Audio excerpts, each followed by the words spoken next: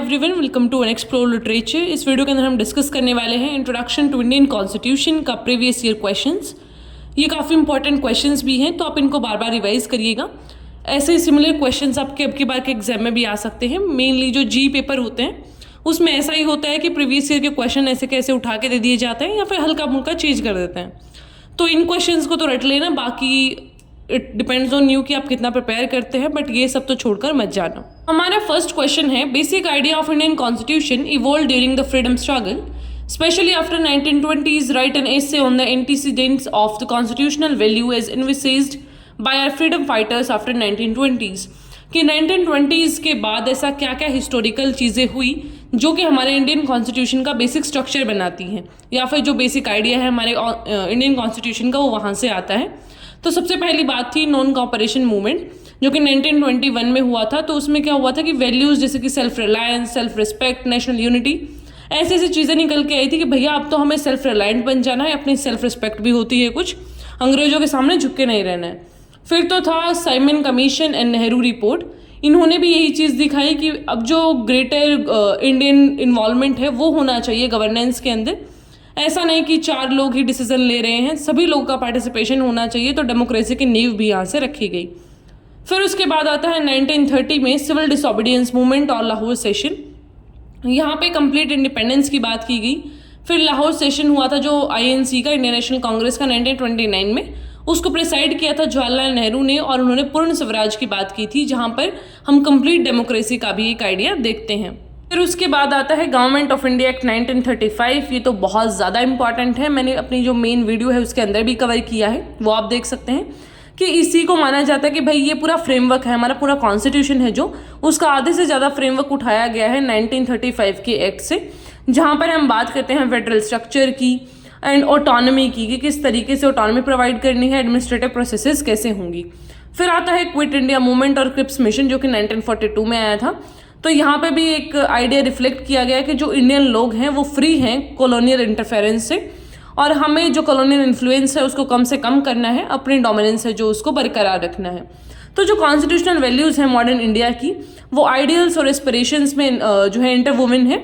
Freedom fighters के जो उन्होंने आइडियाज़ दिए थे, सॉवरेंस, डेमोक्रेटिक, इंक्लूसिव नेशन के, तो उन्हीं सारी चीज़ों से जो हमारा प्रेजेंट डे कॉन्स्टिट्यूशन है वो बना है, और उसका बेसिक आइडिया भी हमें वहीं से मिलता है। सम ऑफ यू में भी वंडरिंग कि अब मैं इतना जल्दी जल्दी क्यों बोल रही हूँ, तो बहुत सारे कंटेंट है कवर करने के लिए।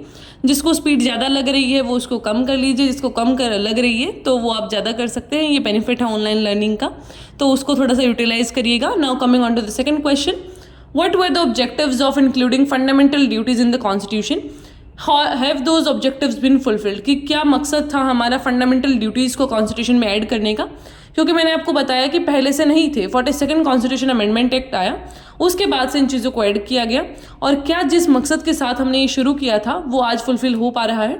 तो सबसे पहले तो हम ऑब्जेक्टिव्स देख लेते हैं। पहला है कि हमारे जो रिस्पॉन्सिबल सिटीजनशिप बने, कि जो लोग हैं वो अवेयर हों कि किस तरीके से उनकी रिस्पॉन्सिबिलिटीज़ हैं। स्ट्रेंथ हो, नेशनल यूनिटी हो, इंटीग्रिटी हो, कि हम अपनी एकता की बात करें। जो लोग हम अपने सेल्फ इंटरेस्ट को छोड़कर सबसे पहले देश के इंटरेस्ट को देखें। फिर आता है promotion of social and civic values, कि हमें सोसाइटल वैल्यूज़ पे भी ध्यान देना है, इन्वायरमेंट की अवेयरनेस, उसका कंजर्वेशन। फिर ये बात करते हैं साइंटिफिक टेम्पर और एजुकेशनल वैल्यूज़ की। ये मैंने बड़े अच्छे से कवर किया है मेन वीडियो में, यहाँ पर सिर्फ मैं छोटा छोटा बताऊंगी पॉइंट की फॉर्म में।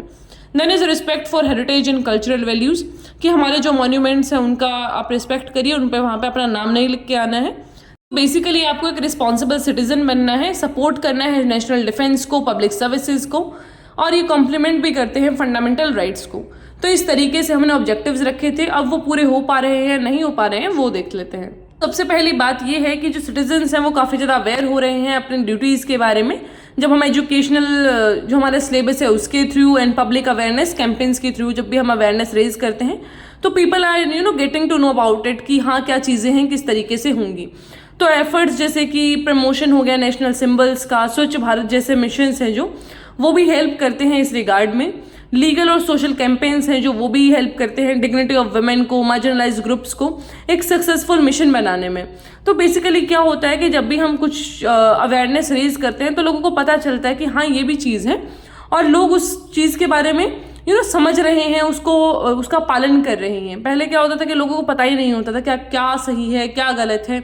जब आप लोगों को बताओगे ही नहीं तो फिर वो क्या तो पालन करेंगे, क्या उनकी ड्यूटीज़ हैं, क्या राइट्स हैं, उनको कुछ भी नहीं पता रहेगा।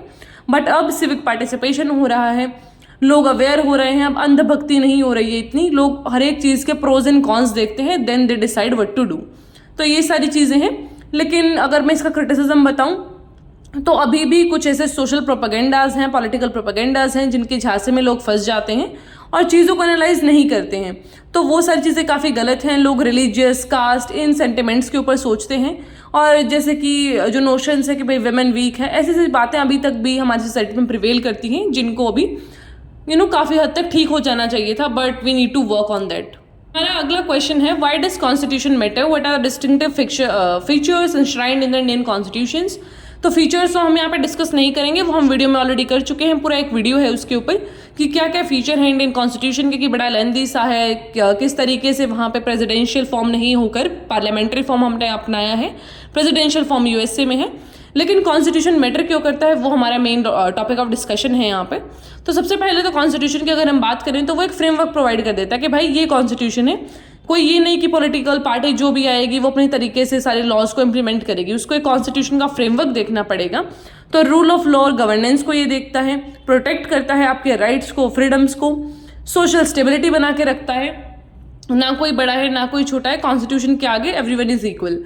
फिर है लीगल और जुडिशियल फ्रेमवर्क कि आप किसी के खिलाफ कुछ भी कार्रवाई करवा सकते हैं अगर वो आपके पॉलिटिकल राइट्स का या फिर जो फंडामेंटल राइट्स है उनका हनन हो रहा है। तो किसी भी तरीके की जो चीज़ें हैं अगर गलत हो रही हैं तो आप अपनी आवाज़ उठा सकते हैं। That is just because of constitution.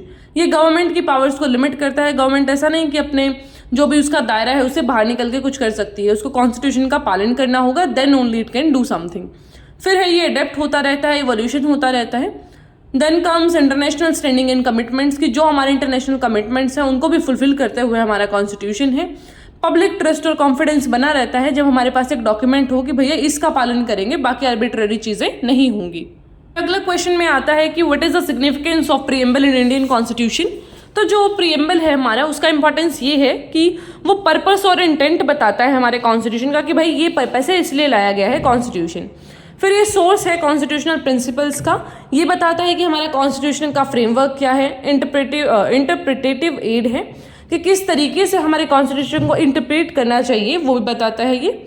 फिर आता है हिस्टोरिकल कॉन्टेक्स्ट की, फिर ये बताता है कि कब हमारा कॉन्स्टिट्यूशन इम्प्लीमेंट किया गया था। तो उसमें डेट मेंशन किया गया है 26 जनवरी 1949 को हमारा कॉन्स्टिट्यूशन है जो वो अडॉप्ट किया गया था। ऐसा नहीं है कि पूरा कॉन्स्टिट्यूशन को अडॉप्ट हमने कर लिया था, बल्कि कुछ पार्ट अडॉप्ट किया गया था, जो कि मैंने आपको वीडियोस में भी बताया है।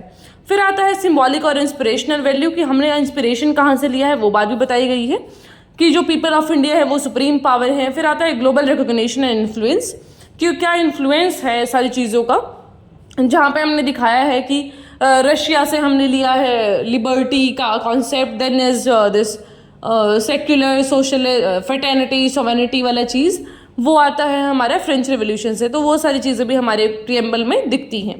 द नेक्स्ट क्वेश्चन इज कि जो फंडामेंटल राइट्स हैं वो क्या होते हैं और वो दूसरे राइट्स से कैसे अलग है, क्योंकि हमारे कॉन्स्टिट्यूशन में फंडामेंटल राइट्स ही नहीं बल्कि और भी तरीके के राइट्स हैं, जैसे कि लीगल राइट्स हो गए, फिर उसके बाद आते हैं फंडामेंटल राइट्स, कॉन्स्टिट्यूशनल राइट्स, तो काफ़ी सारे राइट्स हैं।